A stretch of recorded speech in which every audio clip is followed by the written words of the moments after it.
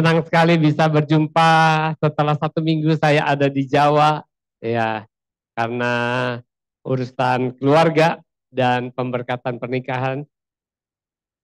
Sekarang saya bisa ada di Palembang lagi, merasa seperti di rumah sendiri kalau di Palembang.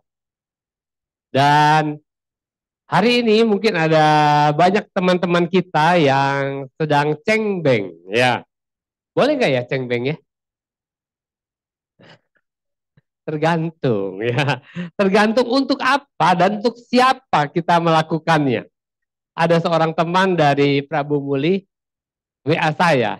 Dia bilang begini, "Pak, tolong dong doain supaya saya bisa ngomong sama orang tua saya supaya orang tua saya tidak cengbeng," katanya. Dan kalau dia cengbeng supaya saya nggak diajak, nggak disuruh nganter mereka. Karena koko saya, cece saya semua nggak ada yang mau. Jadi terpaksa saya yang nganter. Nah, saya bilang apa sama dia? Saya bilang, pergi aja, nggak apa-apa. Justru kesempatan kali ini, kesempatan cengbeng, kalau mereka datang ke sana, itu kesempatan kita sebagai anak untuk menunjukkan hormat kita kepada orang tua kita, menjadi saksi buat orang tua kita, supaya orang tua kita melihat anaknya yang berbeda kepercayaan, rela menemani mereka untuk datang cengbeng. Sehingga mereka, saya berbilang sama dia, saya berharap orang tuamu akan tanya gitu loh. Tanya, kenapa kok kamu mau ya? Ya, kasih tahu, saya bilang, bahwa di dalam kekristenan, kita harus menghormati orang tua. Orang tua adalah wakil Tuhan di muka bumi ini. Supaya mereka tidak merasa bahwa kalau anaknya jadi Kristen jadi tidak hormat lagi kepada orang tua. Dan itulah sebabnya kita kalau kita melakukan segala sesuatu, Alkitab bilang, lakukanlah dengan segenap hatimu seperti untuk Tuhan. Kita lakukan menemani orang tua kita cengbeng, kita lakukan untuk Tuhan. Karena Tuhan yang bilang hormati orang tua, kita lakukan itu. Itu hukum yang kelima dari hukum 10 hukum Taurat, ya. Jadi jangan merasa tertuduh, saya bilang. Jangan merasa bersalah, jangan merasa terintimidasi karena kita melakukannya bukan untuk manusia, tetapi kita lakukan untuk Tuhan, ya. Ada beberapa teman yang tidak bisa hadir yang lapor sama saya. Acan tidak bisa hadir, Cengbeng,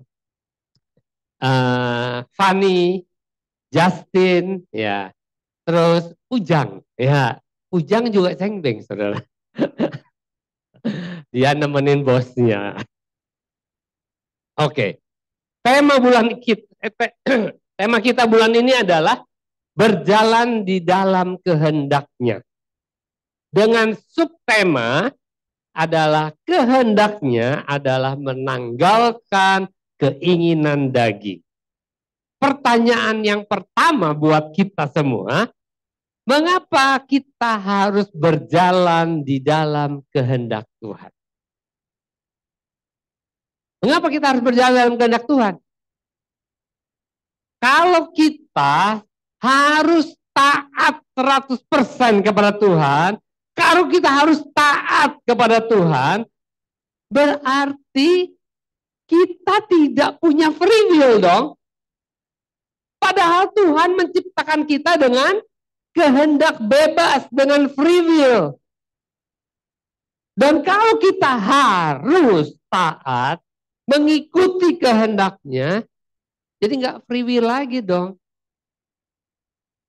Betul nggak? Kok diam semua? Jadi kalau Tuhan kasih kita free will, dikasih nggak ya? Kasih. Kalau Tuhan kasih kita free will, artinya Tuhan mengizinkan kita untuk melakukan segala sesuatu yang kita mau. Betul? Betul ya? Jadi kita boleh berbuat apa saja kan? Dikasih free will. Ya, kalau manusia harus 100% taat kepada Tuhan, Tuhan tidak perlu menciptakan manusia. Dia ciptakan saja robot. Betul nggak? Manusia robot diprogram, dikasih password yang hanya Tuhan yang tahu, sehingga manusia tidak bisa melakukan segala sesuatu yang di luar program. Hanya yang diprogram yang bisa dilakukan. Kalau iblis mau memberikan instruksi, memberikan perintah, nggak bisa. Karena harus buka passwordnya. Dan yang tahu passwordnya hanya Tuhan. Tapi ternyata Tuhan tidak melakukan hal itu. Tuhan memberikan kepada kita kehendak bebas. Kita bisa melakukan apa saja. Dan itu sebenarnya pilihan yang sangat beresiko. Tuhan menciptakan manusia dengan free will itu sangat beresiko. Karena apa? Karena manusia akhirnya bisa memilih untuk melakukan segala sesuatu yang bertentangan dengan kehendak Tuhan. Dan itu terbukti.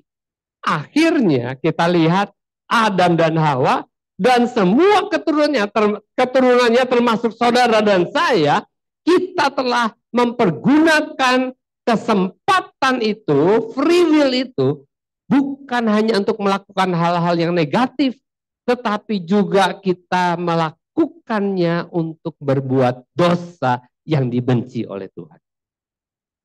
Dan itu sudah terjadi. Ya. Pertanyaannya, kenapa Tuhan ciptakan kita dengan free will? Saya mau beritahu kepada saudara, ketika Tuhan menciptakan manusia dengan kehendak bebas, itu kondisinya berbeda dengan hari ini. Waktu itu, Adam dan Hawa diciptakan serupa dan segambar dengan Tuhan. Dan karena mereka diciptakan serupa dan segambar dengan Tuhan, mereka hanya tahu yang baik. Mereka tidak tahu yang jahat. Mereka tidak punya yang jahat. Sama seperti Tuhan tidak punya yang jahat. Dan karena mereka hanya tahu yang baik dan tidak punya yang jahat, semua yang dikerjakannya tidak pernah bertentangan dengan kehendak Tuhan. Dan bukan hanya itu. Karena Adam dan Hawa diciptakan dengan free will, mereka bisa melakukan sesuatu yang lebih baik. Punya inisiatif untuk melakukan sesuatu yang lebih baik daripada yang diharapkan. Saya mau kasih satu contoh.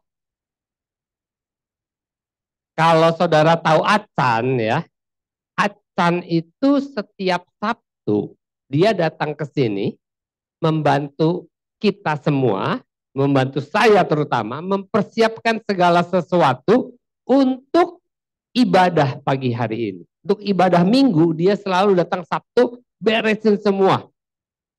Dan kalau dia datang pagi, saya kasih instruksi.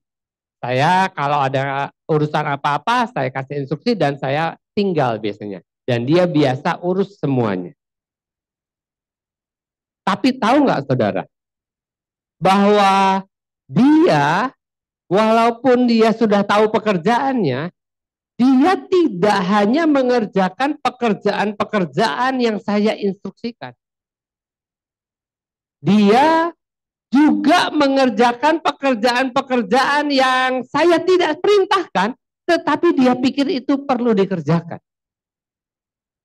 Waktu saya Sabtu yang lalu, kan saya ada di Solo, Sabtu yang lalu ada pemberkatan pernikahan di sana. Pagi-pagi saya di WA sama Atsan. Dia kirim foto, bisa ditunjukin fotonya? Nah, itu dia fotonya. Di sini, saudara. Ya.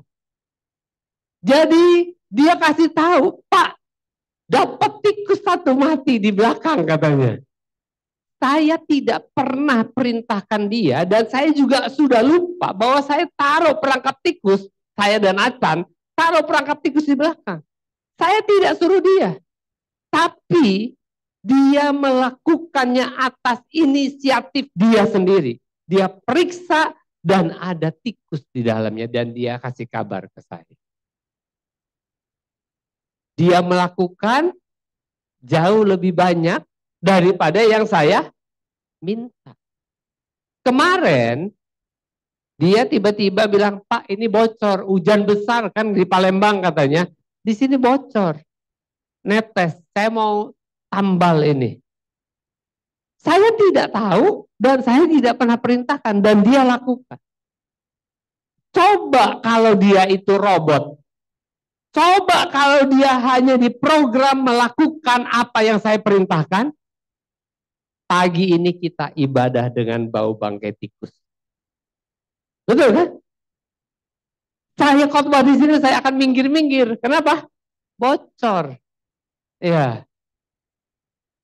Seperti beberapa waktu yang lalu sampai pinggir-pinggir sampai taruh ember di sini. Jadi itu sebabnya Tuhan menciptakan Adam dan Hawa serupa dan segambar dengan Tuhan. Serupa dan segambar apanya? Sifatnya. Sifat Tuhan apa? Kalau kita baca sifat Tuhan, kita bisa baca di Efesus 3 ayat yang kedua.